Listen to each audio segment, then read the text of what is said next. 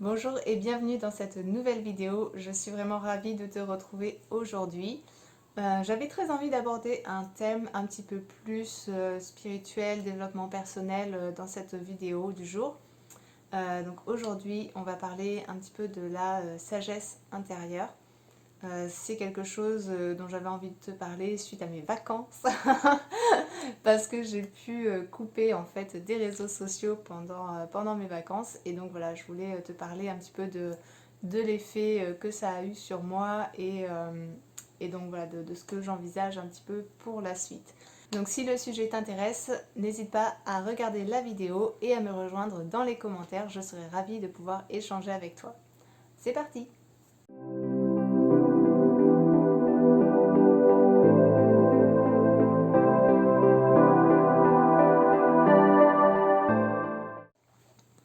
Bonjour, je m'appelle Héloïse, je suis coach intuitive en gestion émotionnelle bienveillante.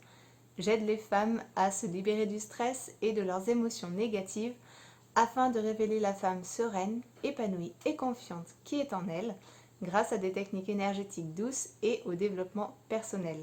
Bienvenue sur ma chaîne, n'hésite pas à t'abonner si ce n'est pas encore déjà fait et à me rejoindre sur les réseaux sociaux, je serai ravie de t'y retrouver. Passe une belle journée! Donc comme je te le disais dans l'introduction, fin août je suis partie en vacances à la montagne avec mon chéri et nos enfants et il n'y avait pas le wifi. Il n'y avait pas de wifi et il se trouve que j'ai très peu d'internet sur mon téléphone. Et donc du coup j'étais un petit peu coupée du monde pendant une semaine. Ça a été libérateur pour être honnête. Je pense qu'en fait le fait d'être constamment stimulé par les réseaux sociaux, si comme moi tu y es tous les jours, en fait voilà, on est constamment stimulé par la vie des autres quelque part et on s'oublie un petit peu. Et moi c'est l'impression que j'ai eue. Je t'avais déjà parlé sur Instagram dans un de mes tutos make-up d'ailleurs, du fait que voilà, j'ai un rapport aux réseaux sociaux qui est quand même légèrement addictif. Et donc c'est vrai que c'est pas toujours évident de couper, on va dire. Et là, je n'ai pas eu le choix en quelque sorte. Et ça m'a fait le plus grand bien. Euh, Souvent, je trouve qu'en fait, on cherche des réponses à l'extérieur de nous-mêmes lorsqu'on fait face à un problème, lorsque l'on a besoin en fait d'avancer dans la vie, lorsqu'on a besoin de faire des choix importants. Et la présence des réseaux sociaux nous empêche un petit peu de regarder à l'intérieur de nous. On va forcément aller chercher les réponses à l'extérieur, chez les autres. Parce que en étant constamment stimulé par les réseaux sociaux, on va tout de suite avoir le réflexe de se dire tiens, je vais aller regarder comment un tel ou une telle fait et on va comparer. On va se comparer à d'autres personnes alors que les réseaux sociaux ne nous montrent qu'une partie infinitésimale de la vie des gens. Forcément, voilà, ça mène à beaucoup de troubles, je trouve, psychologiques et comportementaux d'agir de la sorte.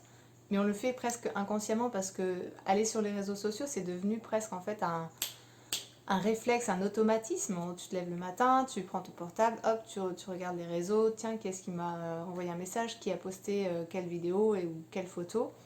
Et on s'en rend pas compte, c'est assez insidieux. Mais du coup, je trouve qu'on se perd un petit peu. Il y a cette notion un petit peu de... Voilà, j'ai envie de dire de goutte au milieu de l'océan qui a oublié qu'il y avait qu'elle comme petite goutte d'eau, qu'elle est unique et il faut qu'elle repense à elle et qu'elle arrête de se comparer à toutes les autres gouttes d'eau qui l'entourent, pardon, même si voilà, tout ensemble, elles forment un océan magnifique. Souvent, ça joue aussi sur notre façon de voir les choses, sur la façon dont on se voit soi-même également. Et je trouve que ça peut être dangereux parfois parce que finalement, les regards extérieurs euh, qui sont portés sur nous, que ce soit par les gens qui nous jugent sur nos photos, sur nos vidéos, ou bien le fait que nous, en fait, on puisse se comparer à d'autres personnes, ça nous forge en fait des images qui sont complètement fausses. Comme je le disais juste avant, on ne voit qu'une partie minuscule, mais minuscule de la vie des gens. Vous ne voyez qu'une partie minuscule de ma vie sur les réseaux sociaux également. Et ça forge des images en fait qui sont fausses des personnes. On ne peut pas en fait se comparer à ces images-là. Les gens ne peuvent pas non plus nous juger sur ces images-là parce que du coup, c'est pas la réalité en quelque sorte, j'ai envie de dire complète. C'est une partie de la réalité, mais ce n'est pas la réalité complète. Et je trouve que lorsque l'on se met sur les réseaux sociaux, souvent, on enfile un masque. On enfile un masque pour pareil, toujours on en revient à la comparaison pour dire ah regardez, moi aussi en fait je fais ce truc cool, moi aussi j'ai une belle maison, moi aussi je suis super, super bienveillante, etc. Alors que ça arrive à tout le monde voilà, de lâcher les pédales, ça arrive à tout le monde de bouffer de la pizza le dimanche quand il n'y a plus rien à manger et que tu vas au food truck, ça arrive à tout le monde de ne pas nettoyer sa maison tous les 3 jours, enfin voilà, je pense que ça renvoie une image fausse en fait de nous-mêmes parce que du coup on enfile ce masque pour être à la hauteur quelque part des images que l'on voit et qui sont soit travaillées, soit voilà, juste on va dire qui sont juste vues par un objectif en fait qui n'englobe pas toute la situation ou tout le lieu, enfin voilà. Ça renvoie une image fausse les réseaux sociaux et je trouve que l'on se perd, euh, on se pose finalement des fois des questions sur nous-mêmes, on s'approprie des fois même ce masque sans s'en rendre compte, sans qu'il corresponde en fait à la personne que l'on est intérieurement. Et pour moi c'est un gros problème. Je trouve que du coup, lorsque l'on se retrouve en fait à faire une diète des réseaux sociaux, et ce que je vous conseille vivement, c'est ce qui s'est passé pour moi, on vit les choses en fait complètement différemment. En tout cas pour moi, j'ai trouvé que pendant cette semaine sans réseaux sociaux, les premiers jours étaient très durs parce que forcément quand tu as l'habitude d'être un petit peu scotché à ton téléphone portable, d'un coup tu te retrouves sans rien, tu es là, tu te dis que vais-je faire aujourd'hui? Mais finalement tu te rends compte que tu peux te recentrer sur toi. Et moi, c'est ce que j'ai fait pendant cette semaine finalement sans réseaux sociaux.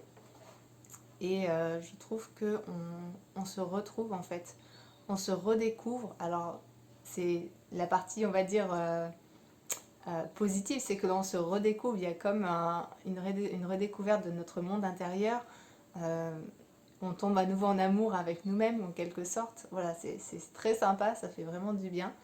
Euh, et on apprend à être à nouveau avec soi-même plutôt qu'avec les autres entre guillemets, même si on n'est pas réellement avec d'autres personnes vu que c'est par le biais des réseaux sociaux. Mais du coup ça amène en fait une façon de redécouvrir la vie un petit peu, la vie réelle et notre vie et notre, euh, notre âme, notre émotionnel, notre mental parce que voilà, on se retrouve enfin avec nous-mêmes. Et je pense que faire une diète des réseaux sociaux, c'est vraiment quelque chose qui est très très bénéfique. Que, comme je te disais, je t'encourage vraiment à tester. Si tu as envie, tu peux commencer par une journée, puis étendre un petit peu la durée. Euh, mais je trouve que voilà, c'est vraiment nécessaire en fait de temps en temps de se couper des réseaux sociaux. J'ai pris la décision pour les prochains mois de couper au moins une fois par mois pendant une semaine des réseaux sociaux, de ne plus recevoir les notifications, de ne plus ouvrir les applications pour pouvoir justement me recentrer sur moi et aussi de moins perdre de temps parce qu'on ne s'en rend pas compte, mais quand tu es là à scroller sur ton téléphone, en vrai, t'as vite un quart d'heure qui passe. On est d'accord, si tu as l'habitude de faire ça toi aussi, tu dois en être consciente. Euh, et voilà, et j'ai vraiment envie de redécouvrir en fait mon monde intérieur. Ce que également je t'encourage à faire et qui est également un très bon moyen de redécouvrir son monde intérieur, c'est la méditation. La méditation, ça permet vraiment de se recentrer sur soi, de se fermer un petit peu, on va dire, à tout ce qui nous entoure.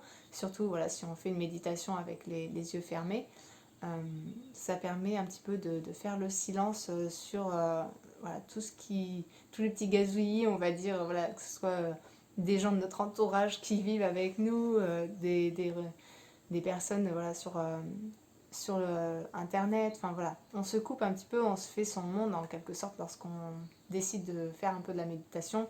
Voilà, c'est souvent voilà, en silence, à un moment calme de la journée où on peut être enfin voilà, concentré et focus et ne pas partir en fait dans une activité. Alors même s'il y a des activités méditatives, etc., je pense que la méditation vraiment, on va dire, seule, où on n'est pas en activité, c'est vraiment le moyen d'aller en fait fouiller dans ces parts d'ombre, les faire ressortir et travailler dessus.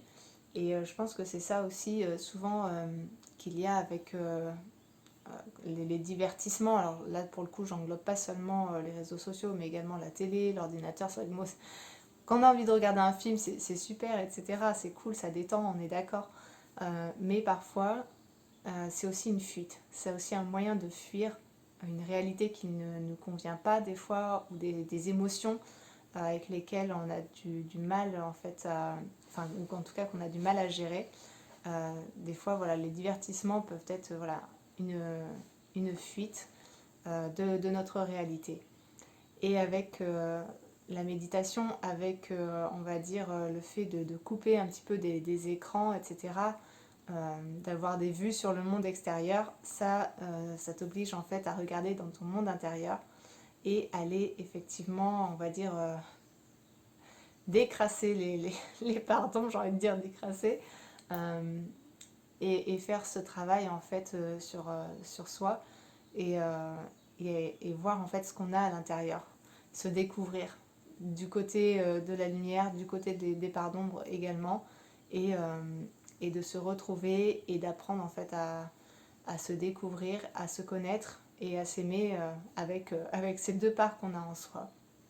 Donc voilà, donc je voulais faire cette petite vidéo pour partager voilà, cette petite pensée avec toi, te demander si toi tu faisais déjà de temps en temps des diètes des réseaux sociaux et ce que tu penses voilà, de ça, des personnes qui en font, de quelle est ta manière à toi de te recentrer sur toi et d'explorer ton monde intérieur. Donc n'hésite pas à me laisser donc un petit commentaire juste en dessous de la vidéo. Je serais vraiment ravie de pouvoir échanger avec toi sur le sujet. En attendant, je te souhaite une magnifique journée. Je te dis à bientôt. Ciao!